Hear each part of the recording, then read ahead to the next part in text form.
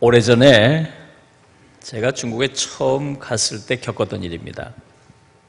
이 조선족 우리 중국 동포를 만났습니다. 마침 한중 축구 경기가 열리고 있었습니다.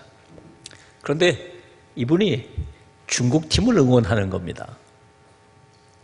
처음에 제가 아니 어떻게 한국 팀을 응원하지 않고 중국 팀을 응원할까 많이 당황을 한 일이 있습니다. 가만히 생각을 해보니까 이해가 됐습니다. 이분은 조선족이라고 해도 중국에서 태어나서 중국인으로 살아왔기 때문에 중국 팀을 응원하는 게 당연하다 그런 생각을 하게 됐습니다. 그러면서 이 정체성에 대해서 깊이 생각하게 됐습니다. 이분은 한국말을 하고 한국인과 같은 핏줄을 가지고 있으면서도 자신은 중국인이라고 하는 정체성을 가지고 있었던 것입니다. 같은 민족이라고 해도 다른 정체성을 가지고 살고 있는 것입니다. 그렇습니다. 민족이라는 핏줄은 타고나지만 국민이라고 하는 정체성은 터득되는 것입니다. 민족이라고 하는 DNA는 생물학적으로 형성되지만 정체성이라고 하는 의식은 교육을 통해서 형성되는 것입니다. 그래서 정체성을 올바로 터득하도록 교육을 잘 할 필요가 있는 것입니다. 신앙 정체성도 마찬가지입니다. 같이 예수를 믿는 신앙을 가지고 있다고 하지만 정체성이 다를 수 있습니다. 예를 들어 우리 기독교 신자나 천주교 신자 모두 예수를 믿는 신앙을 가졌다고들 말합니다. 그러나 우리 기독교 신자들이 가지고 있는 신앙 정체성과 천주교 신자들이 가지고 있는 신앙 정체성은 다릅니다. 다른 신앙 내용을 터득해 왔기 때문이죠. 우리 기독교 신자와 천주교 신자들과 차이가 나는 신앙 정체성의 핵심은 바로 오직 믿음, 솔라피데, 오직 믿음이라고 하는 점입니다. 종교개혁자들이 천주교를 개혁하며 가장 힘주어 강조한 것이 이 오직 믿음이기 때문입니다. 새롭게 프로테스탄트 개신교회를 시작하면서 가장 힘주어 가르쳐온 것이 오직 믿음이기 때문입니다. 한번 따라 해볼까요? 오직 믿음.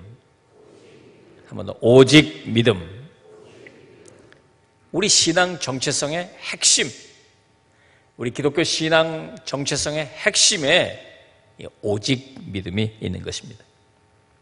오늘 이 오직 믿음이라고 하는 우리의 신앙 정체성의 핵심에 관해서 말씀을 드리고자 합니다.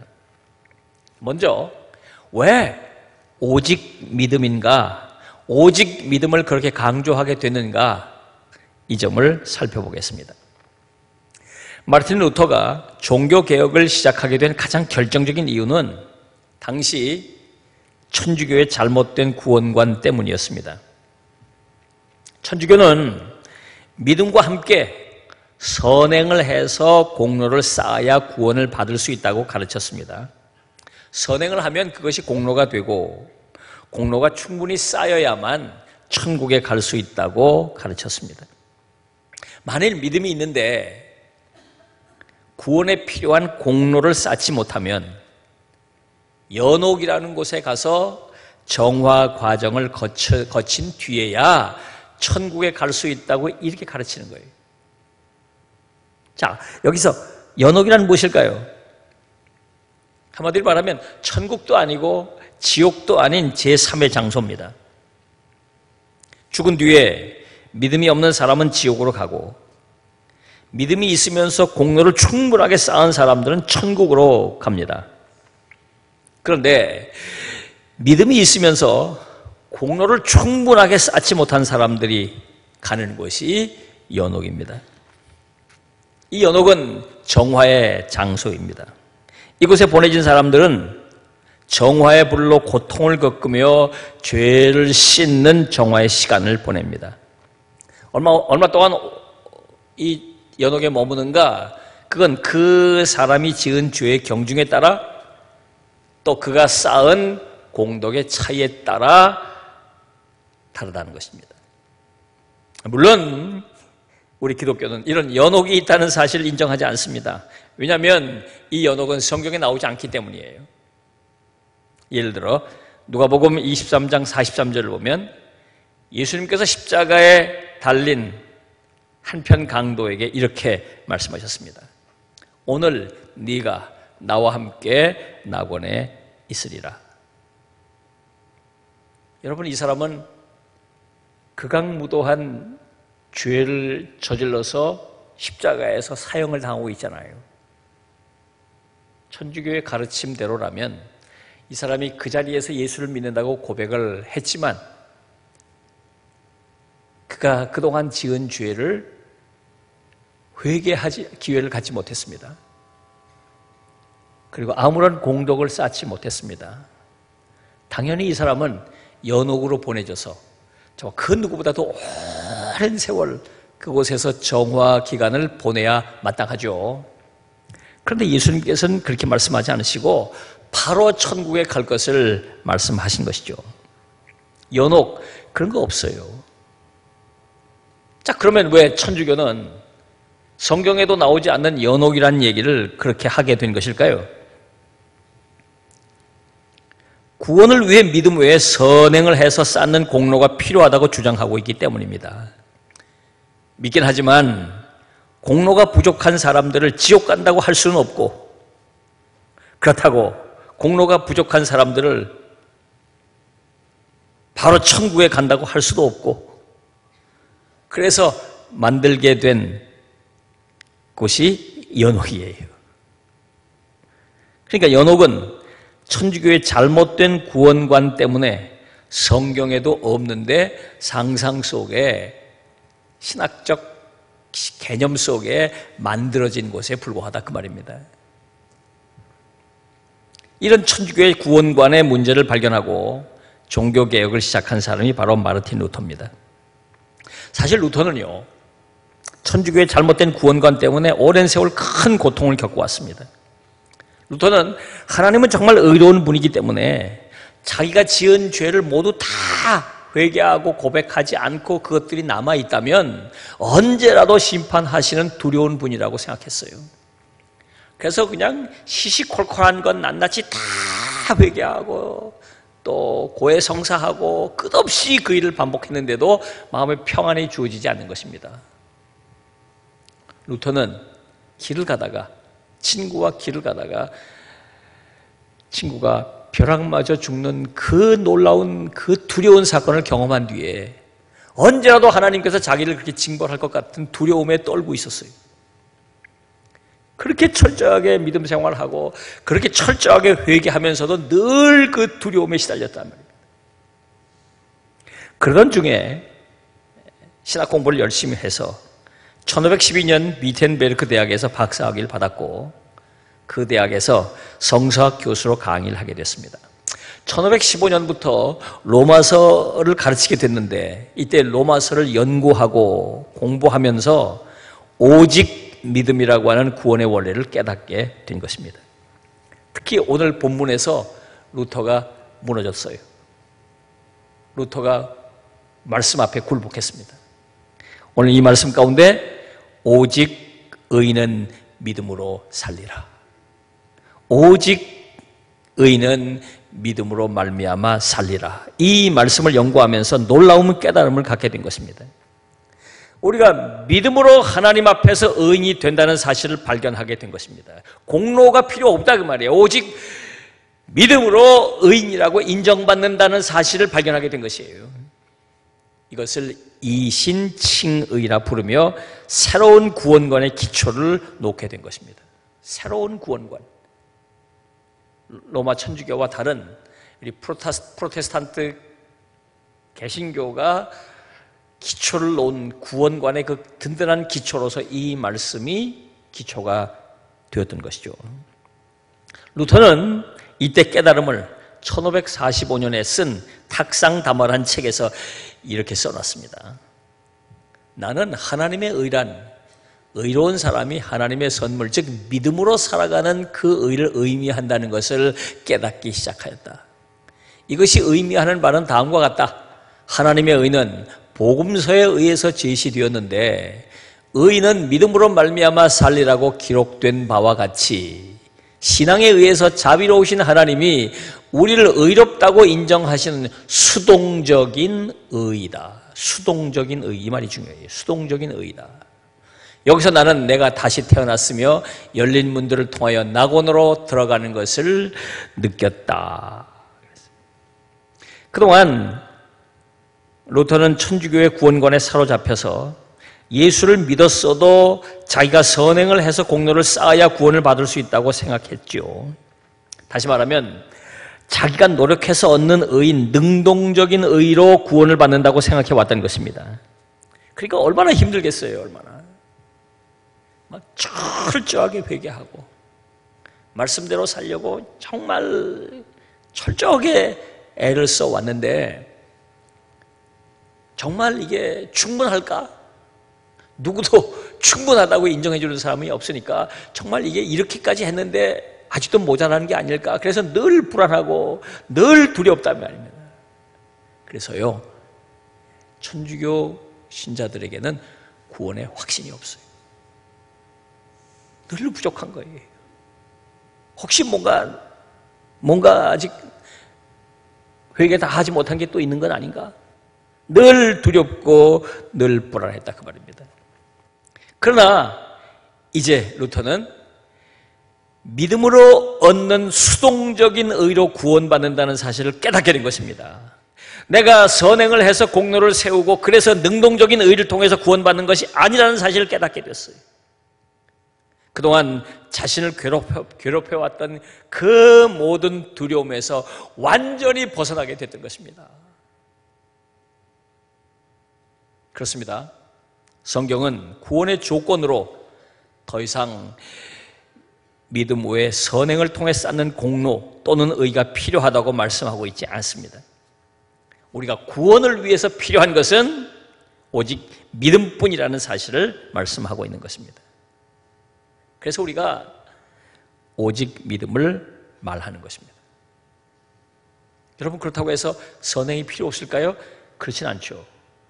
우리가 선행을 하는 것은 구원에 필요한 게 아니라 하나님 나라 가서 상 받는 데 필요한 것입니다. 우리도 열심히 선행을 해야죠.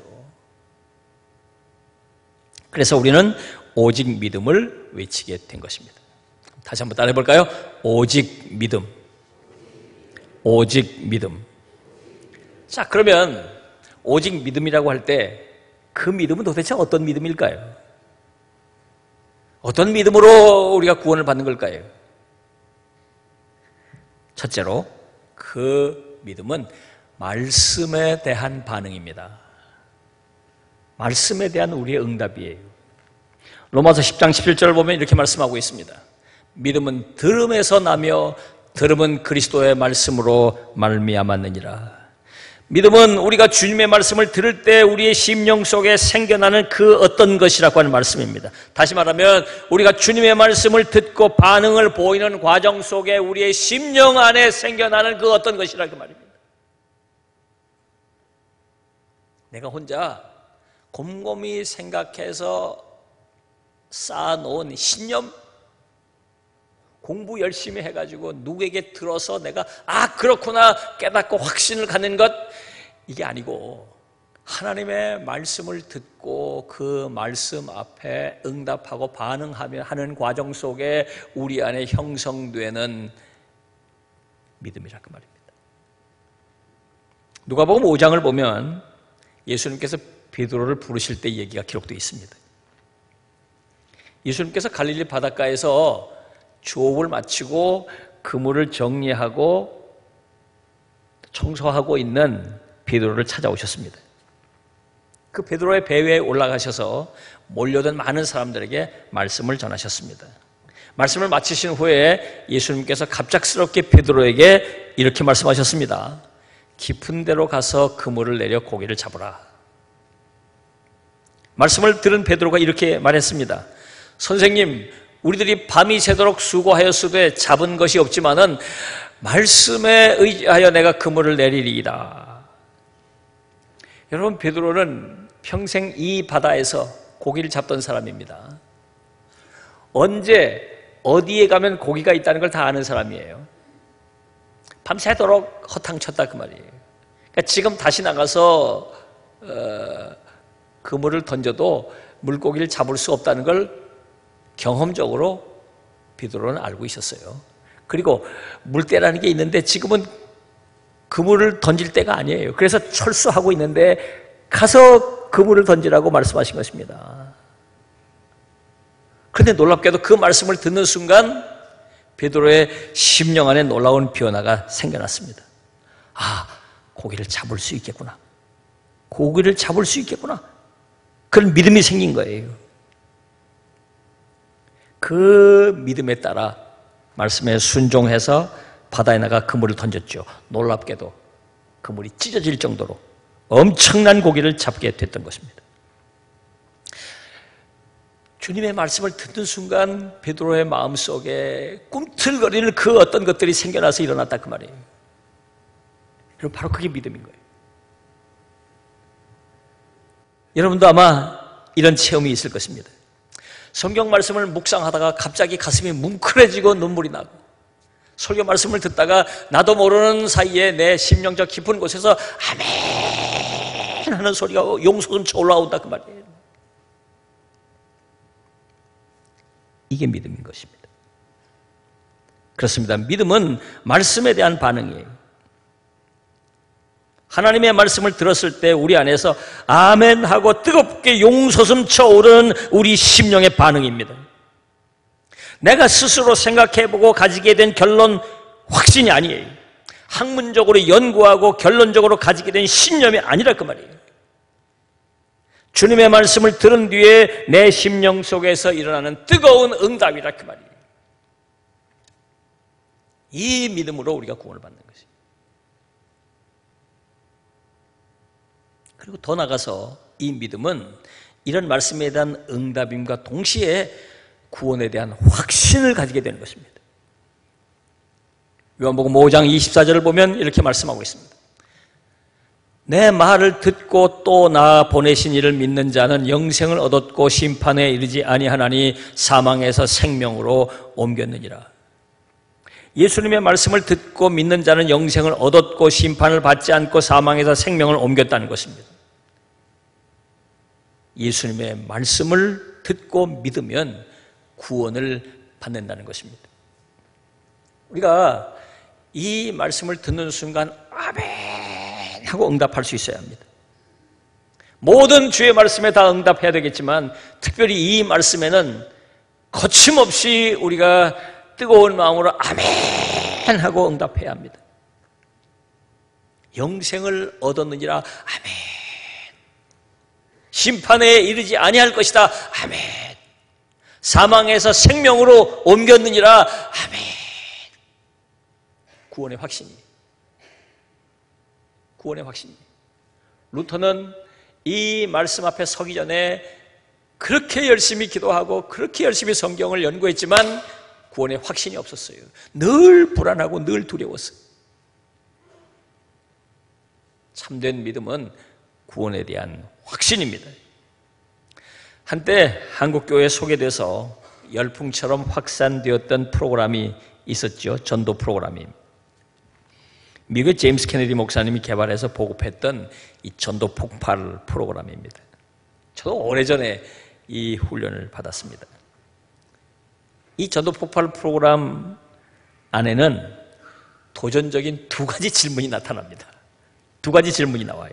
하나는 당신은 만약 오늘 밤이라도 이 세상을 떠난다면 천국에 들어갈 것을 확신합니까? 생각해보지 않고 이 질문을 받았을 때 머리를 극적거리게 되죠. 진짜 그럴까? 여러분 어떠십니까? 오늘 하나님께서 여러분을 하나님 나라로 부르신다고 하고 오늘 내가 이 세상을 떠난다면 여러분 천국에 들어가실 확신이 있으십니까? 왜 대답을 못해요? 아멘? 아멘? 오직 믿음, 이 믿음이 있는 사람들은 아멘 하는 것입니다. 우리가 이 세상 떠나면 우린 천국 간다. 이 믿음이, 여기에 아멘을 못하는 사람은, 이 질문에 주저하는 사람은 아직 믿음이 없는 것입니다. 구원의 확신이란 이 질문에 아멘하는 것이. 내가 오늘 죽으면 나는 천국 갈 줄로 믿는다. 할렐루야. 이게 있으니 이 아멘. 주저함이 없어야 돼요. 그리고 남들 보라고 하는 말이 아니에요. 내 심령이 아멘 반응하는 것입니다. 자, 또 하나, 두 번째 질문은, 만일 당신이 오늘 밤 이 세상을 떠나서 천국문 앞에 섰는데 하나님께서 당신에게 내가 너를 나의 천국에 오게 해야 할 이유가 뭐냐라고 물으신다면 어떻게 대답하시겠습니까? 자, 죽어서 천국문 앞에 딱 갔어요. 하나님께서 오늘하고 수고했다. 그런데 내가 널 왜 천국에 들여보내줘야 되지? 물으면 뭐라고 대답해야 되겠습니까? 뭐라고? 난감하죠? 뭐라고 대답해야 될까요? 이때 다른 거 없어요. 하나님, 저는 예수 믿습니다. 예수 믿습니다. 그거면 된다 그 말이에요. 제가요 평생을 교회 다녔거든요. 헌금 얼마나 했는지 몰라요. 아유, 전도 수십 명 했습니다. 하나님, 저처럼 죄 안 짓고 착하게 사는 사람이 또 어디 있습니까? 법 잘 지켰고요. 세상 사람들이 저만 보면요, 저 사람은 법 없이도 살 수 있는 사람 있다고 그렇게 말들 해요. 하나님 뭐라고 하실까요? 가 임마. 돌아가. 땡이야, 땡이야, 땡. 딱 하나 필요 없어요. 다른 거 다 필요 없어요. 주님, 제가 예수 믿습니다. 예수님은 나의 구주십니다. 주님을 믿습니다. 그거면 된다 그 말이에요. 이렇게 말할 수 있을, 이것이 바로 구원의 확신입니다. 오직 믿음이라고 할 때 그 믿음의 핵심은 구원의 핵심, 확신이에요. 그리고 한 걸음 더 나가서 이 믿음은 사랑으로 역사하는 믿음이어야 한다 그 말입니다. 자, 마태복음 7장 21절을 보면 예수님께서 이렇게 말씀하셨습니다. 나더러 주여 주여 하는 자마다 다 천국에 들어갈 것이 아니요 다만 하늘에 계신 내 아버지의 뜻대로 행하는 자라야 들어가리라. 말로만 믿는다고 하면서도 하나님의 뜻대로 살지 않는 사람은 천국에 들어갈 수 없다는 말씀입니다. 말로만 믿는 사람이에요. 진정한 믿음, 오직 믿음이라고 할 때 그 믿음은 삶 전체로 표출되는 믿음을 말하는 거예요. 입으로만 말하는 믿음이 아니라 그 말입니다.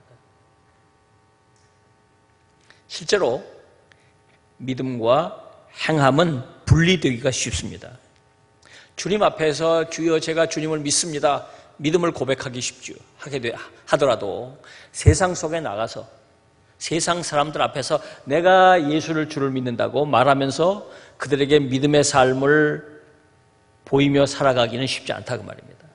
주님 앞에 나와서 주님 제가 주님을 믿습니다 말하기 쉬운데 그 믿음, 그 모습, 그 삶 그대로 세상 속에 나가서 마귀 앞에 가서도 나는 예수 믿는다, 세상 사람들 앞에서도 나는 예수 믿는 사람이다 말하기가 쉽지 않다 그 말입니다. 그래서 자꾸 분리가 되는 거예요. 자꾸 분리. 믿음이 있다고 하면서도 하나님 앞에서만 입으로 믿음을 고백하고 삶 속에서는 그 믿음으로 삶을 살아내지 못한다면 야고보가 말씀하신 것처럼 그 믿음은 죽은 믿음이지. 산 믿음이 아니고 죽은 믿음이에요. 마르틴 루터는 이 문제를 갈라디아서 5장 6절 말씀을 통해서 설명하고 있어요. 갈라디아서를 가르치면서 마르틴 루터는 우리가 말하는 믿음이야말로 사랑으로서 역사하는 믿음이어야 한다고 가르치고 있습니다. 이 말씀은 죽은 믿음이 아니고 산 믿음이 어떤 믿음인가를 보여주는 것이죠. 사랑 때문에 이 세상 속에서 행함으로 이어지는 믿음, 바로 그것이 산 믿음이라고 말씀하고 있습니다. 인도의 성자라고 불려지는 선다싱이 제자들에게 가르치면서 이런 예화를 말씀한 바가 있어요. 두 젊은이가 도박을 하다가 적발돼서 감옥에 수감됐습니다. 한 사람은 부잣집 아들이고 한 사람은 가난한 농부의 아들이에요. 부잣집 아들은 아버지가 당장 뛰어와가지고 거금 500루피 벌금을 내고 아들을 석방시켰습니다. 그런데 가난한 집 농부의 아들은 벌금을 낼 수가 없으니까 감옥에 계속 수감되어 있는 거예요. 어머니가 찾아와가지고 면회를 와가지고 안타까운 마음에 아들에게 말합니다. 아들아, 내가 너 벌금 마련하느라고 열심히 땀 흘려 일하고 있으니까 조금만 기다려라. 아들이 그 얼굴을 보니까 어머니의 얼굴이 헬스케졌어요. 어머니 손을 보니까 어머니 손이 엉망이에요. 농사 짓는 일도 힘든데 자기 벌금 마련한다고 또 나가서 죽도록 일하는 엄마의 모습이 너무 안쓰러워요. 면회 오면 올 때마다 점점 얼굴은 더 반쪽이 되고 수축해지고 점점 엄마는 늙어가고 손은 피가 나고 엉망이 돼가는 거예요. 여러 해 뒤에 엄마가 그 벌금을 다 마련해서 벌금을 내고는 아들이 석방됐습니다. 이 아들이 석방됐다는 소식을 듣고 부잣집 아들이 또 찾아왔습니다. 또 찾아와서 같이 또 놀자고. 도박 한 번 빠지면 못 끊잖아요. 그러니까 또 도박하자고 이 아들을 꼬이기 시작합니다. 그때 이 아들이 이렇게 말하며 단호하게 거절했다는 거예요. 나는 어머니의 뜨거운 사랑으로 감옥에서 풀려났는데 내가 어떻게 다시 도박을 할 수 있는가? 나는 앞으로 다시는 도박하지 않을 테니까 절대로 다시는 날 찾아오지 말아라. 어머니의 사랑, 어머니의 그 뜨거운 사랑이 이 아들을 변화시킨 것이죠. 선다싱은 주님의 사랑이 그렇다는 거예요. 우리가 주 앞에 십자가 앞에 서게 될 때 예수님께서 나를 위해 저렇게 고난당하시고 예수님께서 나를 위해 십자가에 달려 저렇게 죽으셨는데 그 큰 사랑으로 내가 구원받고 그 큰 사랑으로 내가 죄 사함 받았는데 내가 어떻게 다시 세상 속에 들어가서 과거에 저질렀던 그 못된 잘못, 과거에 살았던 그 삶대로 어떻게 내가 다시 계속 그렇게 살 수 있는가? 나는 그렇게 못 산다. 주님의 사랑, 그 주님의 사랑이 우리를 새롭게 변화시키는 것입니다. 그래서 우리의 믿음은 사랑으로서 역사하는 믿음이다.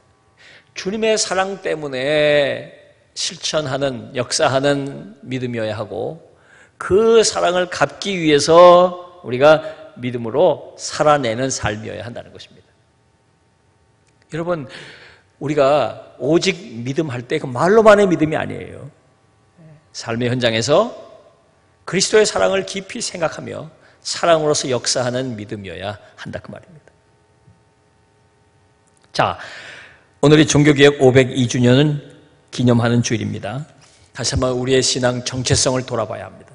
우리 신앙 정체성의 핵심은 오직 믿음입니다. 구원은 오직 예수를 나의 구주로 믿는 그 믿음, 그 믿음이면 충분한 거예요.